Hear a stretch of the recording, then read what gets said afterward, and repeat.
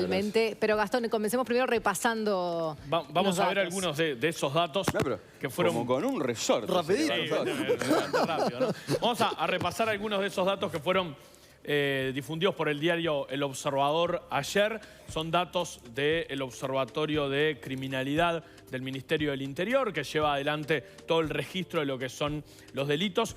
Y vamos a comenzar viendo lo que está sucediendo con los homicidios. Estamos hablando de los 9 primeros meses del año. En realidad va hasta el 2 de octubre, la medición que difundió el Observador ayer. En 2016, en los primeros 9 meses del año, hubo 203 asesinatos. En 2015, en el mismo periodo, hubo 212. Es algo menor la cantidad de homicidios que ha habido hasta ahora en este año.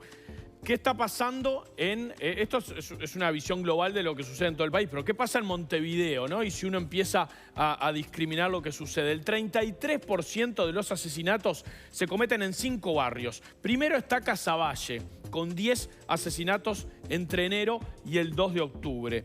Después está el barrio Casabó y Pajas Blancas, con 9 homicidios.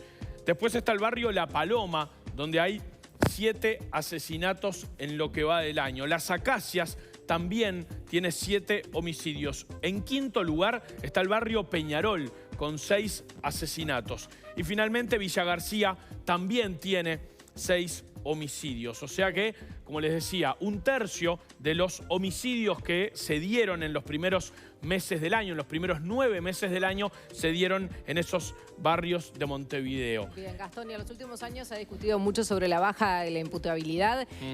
¿Cuáles son las cifras de los menores? Bueno, si uno lo mide en materia de participación en homicidios, solamente el 9% de los homicidios fueron cometidos por menores de edad. Otro dato interesante es dónde ocurrieron los homicidios. El 42% de los asesinatos en lo que va del año 2016 se cometieron en la calle. El 38% en casas y el 4% en comercios. Eso lo que muestra ahí es que en robos, en rapiñas a comercios, se dieron un 4% de los 203 homicidios en los primeros meses del año. Bien. Paterna, ¿en qué análisis se hace al respecto? Bueno, primero, dos consideraciones preliminares. La primera cuestión es que en un debate tan intenso, en una situación tan difícil de coyuntura como la que hemos vivido en los últimos días, es necesario que en el debate público haya información y haya datos. Para situar, esto no sustituye los problemas, pero es importante guiar la conversación política y el debate público sobre información. La segunda consideración que quiero hacer es que estos son datos que aparecen en un medio de prensa, es una reseña de un medio de prensa. Necesitamos datos oficiales, necesitamos el informe para poder analizarlo en profundidad, porque estos datos son muy delicados y muestran pocas novedades en realidad. Lo primero que muestran, si yo ayer, antes de la aparición de estos datos, hubiera venido aquí y le hubiera preguntado a ustedes, ¿qué opinan? ¿En el 2016 hubo más o hubo menos homicidios que en el 2015? Seguramente ustedes me hubieran contestado, como cualquiera de nosotros, que todo más. Y sin embargo, la cantidad de homicidios, por lo menos con fecha parcial de cierre hasta el 30 de septiembre, son algunos menos, lo cual muestra en este delito, que es el delito más grave, más extremo, que muchas veces se utiliza como indicador de comparabilidad de los niveles de seguridad, que el país en realidad mantiene una tasa relativamente estable. No estamos ante una escalada, más allá de que hay algunos casos, de que hoy todos los casos prácticamente de homicidio tienen una repercusión pública inmediata,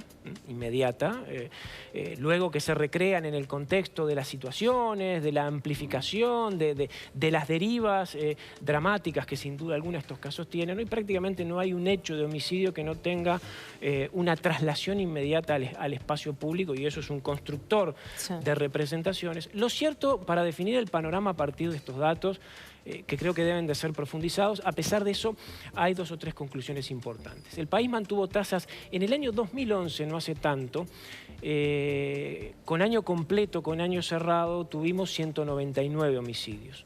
El gran cambio, o un cambio importante, ocurrió del 2011 al 2012. Ahí hubo un salto realmente importante.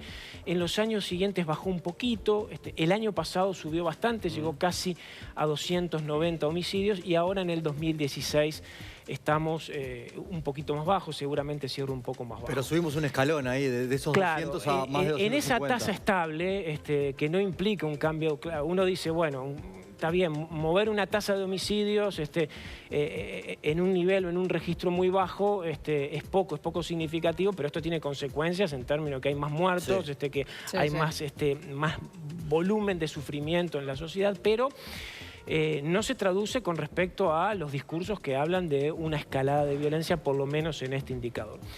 Y 2 o 3 consideraciones. Primero, el homicidio en los últimos años ha subido, y aunque sea poco, pero ha subido. En un país como el Uruguay, que en realidad podría tener una tasa en la mitad de los que tiene actualmente, ¿no? Por sus niveles de desarrollo humano, por su nivel de integración social.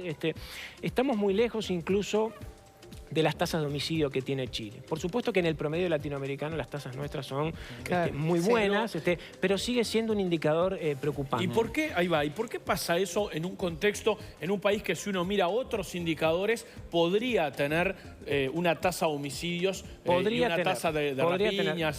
Vamos después a explicar eso. Las tasas de estos últimos años, que no son buenas en el contexto de lo que ha sido la tradición en el Uruguay, en el contexto de lo que potencialmente pudiera llegar a ser, no son muy diferentes a las tasas de homicidios que tuvimos a finales de la década del 90. A veces perdemos de vista esto, pero entre el 97 y el 99, entre el 96 y el 99 más o menos, la tasa de homicidio rondó en promedio el 7,8 homicidios cada 100.000 habitantes. Hoy seguramente estaremos en 7,9, 8 cada 100.000. Y es un contexto muy distinto, ¿no? Marcadamente distinto. Esto lo digo para situar muchas veces algunos excesos con respecto al contexto actual y algunas idealizaciones a cómo eran los niveles de seguridad en el pasado. Otro dato importante que yo leí en el informe periodístico de ayer, que refleja los datos oficiales y que no está dicho ahí, es que... Insistís en eso porque el Ministerio, y capaz que a la gente no le queda tan claro, ¿no? No ha publicado las cifras con la misma periodicidad que lo hacía hace unos años. A veces publica cifras parciales. No lo digo por eso. Yo creo que, de todas maneras, para tener una evaluación cierta, está bien, se puede hacer una evaluación a septiembre. Lo ideal sería tener el año completo y esperar para hacer una evaluación rigurosa. Ha sido mucho menos riguroso el Ministerio en presentar las cifras. Luego podemos tener incluso un descenso en el último trimestre que acomode un poco la interpretación. Pero a lo que voy es lo siguiente: el porcentaje de homicidios que ocurren en contextos de robos violentos o en contextos de rapiña prácticamente se ha mantenido igual. No llega a ser un 15, un 16, un 17% del total de homicidios. Esos homicidios que tienen altísimo impacto, o esos homicidios que nos dejan frente a la idea de que cualquiera de nosotros puede tener una idéntica probabilidad de sufrir un hecho así. Bueno, si nosotros repasamos los datos de homicidios de la década del 90, de los 2000, de los últimos años, vamos a ver que en realidad esos homicidios que ocurren en contextos de robos violentos más o menos representan el mismo porcentaje. Y bueno, eso me parece, yo no le quito la importancia, no le quito la trascendencia, porque allí hay, en los contextos de robo con violencia, hay configuraciones muy complejas en el último tiempo, de mayor incremento de la violencia y de protagonistas fundamentales en todas esas dinámicas, que son las armas de fuego. Han sido los actores silenciados, los actores constantes, permanentes, las armas de fuego, que me parece que es un punto crucial en una política pública de seguridad para obtener resultados inmediatos. Pero me voy a aquella pregunta, porque los homicidios han cambiado a lo largo del tiempo en los últimos 20 años en Uruguay. ¿Por qué el Uruguay finalmente no podría aspirar a reducir la tasa de homicidios? Antes, 20 años atrás, 25 años atrás, había más homicidios en el interior del país que en Montevideo. A medida que fue pasando el tiempo, las tasas en Montevideo empezaron a ser más altas que en el interior del país. Y luego un proceso progresivo de intensificación de los niveles de violencia homicida en aquellos barrios se fue como focalizando, se fue como enquistando la violencia homicida en aquellos barrios con mayores niveles de carencias o vulnerabilidades desde el punto de vista socioeconómico, que a su vez fueron alimentando conflictos locales, territoriales, en base a conflictos y a lógicas de disputa en términos de redes de ilegalidad, etcétera, etcétera. Ahí ya no estás Eso un hablando poco de robos explica... violentos por rapiñas. No, claro, implican otras dinámicas, Claro. ¿no? Los conflictos o los homicidios que surgen por derivas de conflictos entre redes de ilegalidad, los homicidios que surgen por disputas espontáneas, los homicidios que pueden surgir por situaciones trágicas, inesperadas o mal resueltas, incluso en contextos de robos violentos. Y no nos olvidemos un porcentaje igualmente significativo de homicidios que ocurren por violencia de género, que es igual o un poquito más incluso de los homicidios por rapiña. Es un fenómeno muy heterogéneo y muy complejo. Pero quiero decir, ¿por qué se da la concentración en estas zonas que nos explicaba? Se ha ido enquistando, justamente asociándose el homicidio a un proceso de clara vulnerabilidad social, de conflictos territoriales, de disputas y de intensificación de las disputas criminales, y yo creo que una prevalencia cada vez mayor también de las armas de fuego, las legales y las ilegales, Rafael, que han hecho explotar este fenómeno. Entonces, eso implica acciones focalizadas también en ese terreno para poder aspirar. Ninguna sociedad puede aspirar a una tasa cero de homicidios, eso es una ilusión, no hay ningún país que lo registre, pero el Uruguay legítimamente debería aspirar, insisto, aunque las deudas en materia de desigualdad social, de distribución de la desigualdad en clave territorial, de la fragmentación, de los niveles de fragmentación sociocultural que el país todavía tiene, en buena medida creo que están explicando la persistencia y la preocupación de estos fenómenos. Esa enquistación en algunos barrios, ¿no?, como mostraba Gastón recién, ¿hace que, por ejemplo, cuando se da un homicidio en otro barrio como el de Prat y en Carrasco Norte, haya tanta repercusión mediática? No, no necesariamente. La repercusión mediática está asociada a las características del hecho y a los portadores de opinión que pueden amplificar ese hecho. Eso está claro.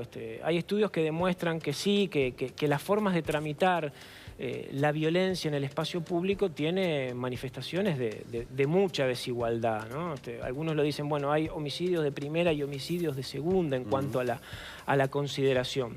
Entonces, sobre todo, hay voces que amplifican, hay formas de organización, hay maneras de generar reacciones.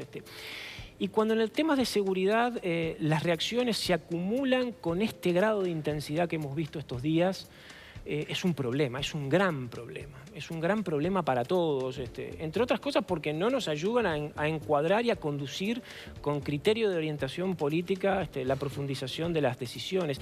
Y segundo, porque generan un clima de ansiedad, de miedo, de pánico, de exasperación social, que a la larga no es una cuestión simplemente de subjetividad, a la larga repercute objetivamente en los niveles de violencia, porque eso a lo largo del tiempo nos ha hecho a ser más intolerantes, más reactivos, a demandar más seguridad, políticas punitivas, armarnos, interpretar los conflictos o las situaciones más o menos sospechosas como situaciones de peligro real, y eso es multiplicador de violencia. Ahora, eso es multiplicador de violencia. Desde la clase dirigente, desde la política y no solo la política, también este hecho generó repercusiones mucho más allá que otros homicidios que de repente ocurren todas las semanas. Hay una interpelación que la oposición plantea por este hecho. El PIT-CNT emitió un comunicado por este hecho, haciendo referencia a este hecho en particular, cuando nunca había hablado de violencia.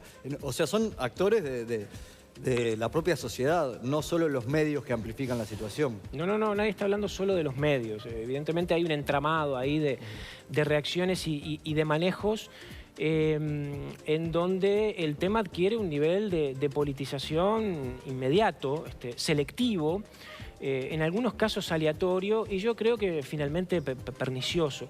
Esta dinámica política en realidad empezó a instalarse en marzo, a partir de marzo del 2005. Los niveles de confrontación política por los temas de seguridad son un proceso de los últimos 10, 11 años. No estaban antes en el Uruguay. No había discusión política por ese tema. Por ese tema. No la había ni siquiera en términos de la discusión política con alcance más de lógica de construcción de política pública. Bueno, quizás sí porque sean más públicos, más mediatizados en todos los casos. Por muchas razones. En el primer gobierno del Frente Amplio, la conducción del Ministerio de Interior tuvo un criterio distinto a lo que fue posterior y bueno, quizás, o muchos opinan con una visión algo ingenua del punto de vista de la represión, ¿no? Sí. La primera conducción, y estuvo la ley de humanización del sistema carcelario. No comparto esa visión. Pero yo digo, sé que se ha tildado de ingenua la primera administración, que tuvo muchos problemas y muchas dificultades. y estuvo la ley de humanización del sistema carcelario que otorgó la liberación anticipada a algunos reclusos y eso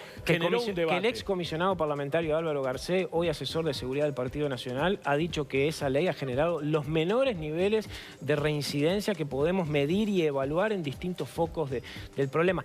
Obviamente una medida compleja, difícil, que se interpretó o por lo menos se canalizó en el debate público de una manera que nosotros no compartimos, pero que generó efectos Claro, políticos. pero digo, en aquel momento empezó el debate. Sí, también Pero la eso fecha sumado- después de la crisis, ¿no? De la crisis de 2002. Ahora, Paternain, hablando de que todo se hace más público, estas cifras que hace pública el observatorio, ahora en este caso es el Observador, ¿no? El diario El Observador, pero ¿cree en el proceso y en las cifras que se dan a conocer? Pues en su momento renunció porque le parecía que Bonomi no había utilizado las cifras del observatorio. Sí, el tema de la renuncia, yo no voy a volver sobre eso porque ya está muy lejano en el tiempo, no tuvo que ver solo con el manejo de las cifras. En el último tiempo uno podría esperar o aspirar a que hubiera un caudal informativo, un volumen de información con otra regularidad y con otra profundidad, sobre todo por la dimensión del debate. A pesar de eso, igual han existido cifras y las cifras se mantienen y los datos siguen circulando y eso en los últimos 10 años es una novedad. Eso no existía en el Uruguay, tampoco es tan común en el resto de los países de América Latina.